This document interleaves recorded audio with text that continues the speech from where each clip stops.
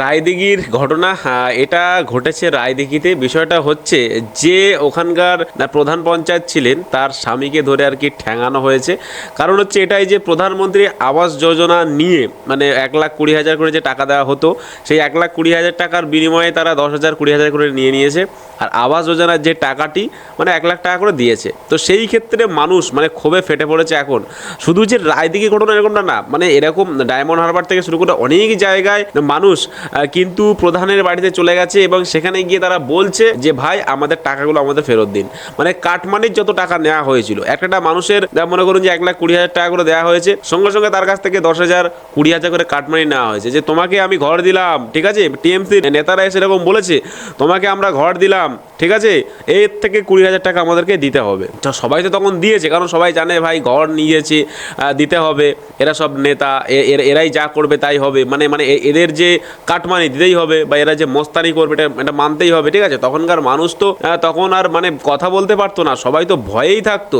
তো সেই ক্ষেত্রে তখন তারা যখন মস্তানি করেছে, তারা যখন টাকা চেয়েছে 5,000 হোক বা 10,000 হোক বা 20,000 হোক, যাই হোক যাই টাকা চেয়েছে সেই টাকা কিন্তু মানুষ চুপচাপ মুখ বন্ধ করে দিয়ে দিয়েছে। কিন্তু এখন যখন বিজেপি জিতেছে এখন কিন্তু আর মানুষ সেটা কিন্তু আর মানতে চাইছে না। এখন মানুষ এটাই বলতে চাইছে যে ভাই যেই টাকা তোরা নিয়েছিলিস সেই টাকা আমাদেরকে ফেরত দে, কাটমানির টাকা আমাদের ফেরত চাই।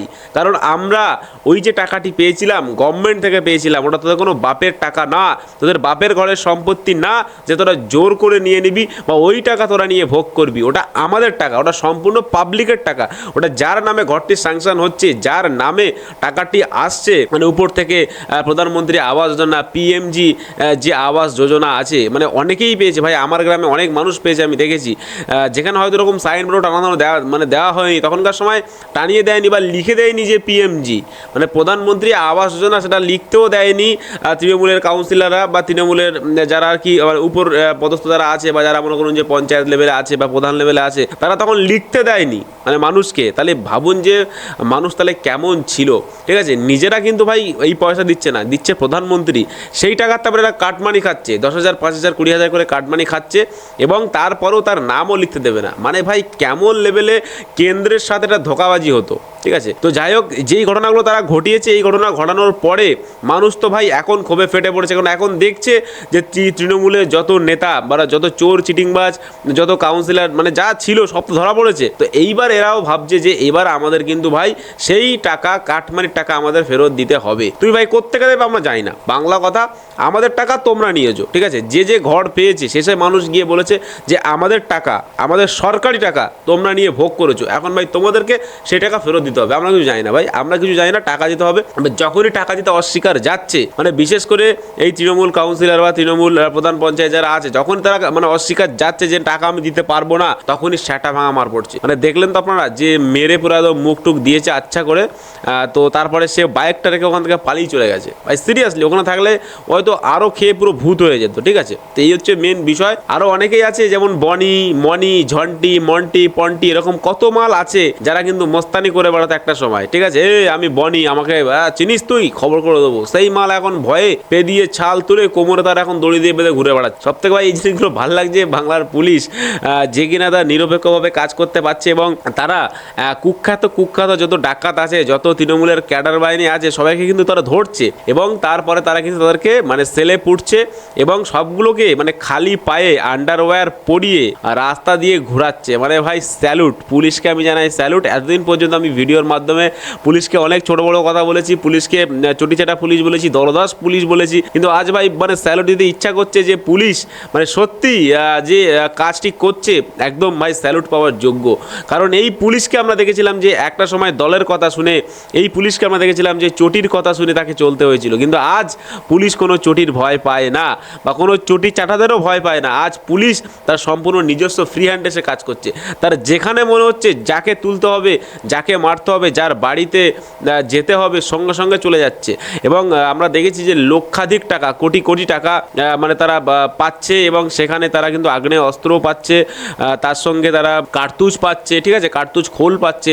মানে ভাই একটা মানে ত্রাস চলছে। সত্যি কথা বলতে যে তৃণমূলের আমলে যে সমস্ত মেম্বার পঞ্চায়েতরা ভাই মানে এই সমস্ত করে খেয়েছে, তাদের একটু লজ্জা, একটু ঘৃণা থাকা দরকার ছিল। কিন্তু তাদের চামড়া এত মোটা যে তাদের লজ্জাও নেই, ঘৃণাও নেই, তারা কিন্তু খেয়ে গেছে তো খেয়ে গেছে।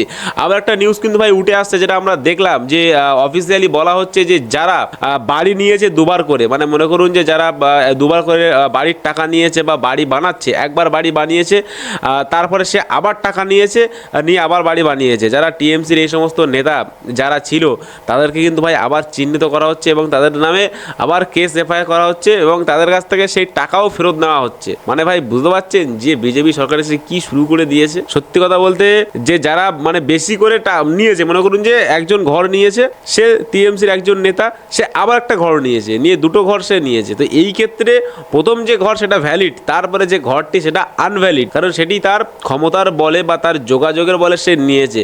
তো এইটাকে বিজেপি সরকার বলছে যে ওই ঘরটাকে আমরা দেব না, ওই ঘরের যে টাকা সেটা আমরা ফেরত চাইছি, ওই ঘরের টাকা আমাদেরকে দিতে হবে। তো ভাই এই ভিডিওটা কিন্তু অবশ্যই শেয়ার করবেন। যদি আপনার পাড়ায় কেউ যদি বেশি ঘর নিয়ে থাকে, অবশ্যই তার কাছে কিন্তু এই ভিডিওটা শেয়ার করবেন, তাকে এটা জানা দরকার। কারণ সে হয়তো জোর করে বা জুলুম করে ঘরটি নিয়েছে, তাকে রেডি হয়ে থাকতে হবে। যদি সে হিসাবের খাতায় যদি তার নামটি পড়ে যায় যে এই মানুষটি দুবার করে ঘর নিয়েছে, তাহলে সেই মানুষকে কিন্তু ভাই সেই টাকা ফেরত দিতে হবে। সে কোত্থেকে দেবে, কিভাবে দেবে, সেটা গভর্নমেন্ট দেখবে না, তার কাছ থেকে টাকা আদায় করেই ছাড়বে। তো এই হচ্ছে মেন ফ্যাক্ট। আর এই যে এখানে ভদ্রলোক যে ছিলেন, এ কিন্তু ভাই বিশাল লেভেলে একটা মার খেয়ে গেছে।